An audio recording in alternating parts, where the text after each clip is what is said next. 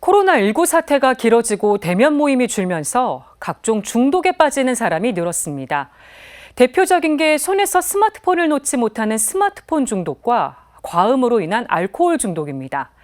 전문가들은 적극적인 대책이 시급하다고 입을 모으고 있습니다. 장현민 기자가 보도합니다.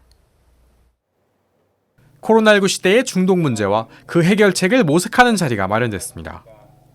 이제 다가오는 포스트 코로나 시대를 대비하기 위해서 이 중독 심포지움을 개최하게 되었습니다.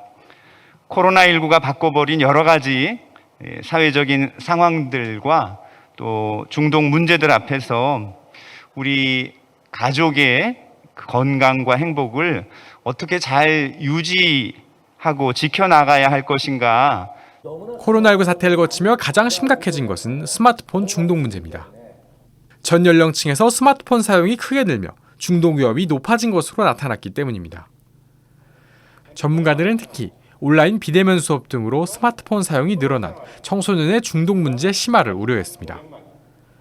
청소년들의 디지털 접근성이 늘었지만 중독 예방 대책이 갖춰져 있지 않다는 겁니다. 온라인 비대면 수업 전환 이후에 청소년의 디지털 위험 행동과 관련된 변화들은 어찌됐건 디지털 접근성이 폭발적으로 좀 증가를 하고 있다는 것이 가장 문제라고 할 수 있겠고요. 다양한 위험을 좀 식별하고 차단하고 예방하고 이를 기술적 예방적으로 좀 조처를 해야 되는데 이런 부분들이 앞서 말씀드린 대로 제대로 이루어지지 않고 있다는 것이.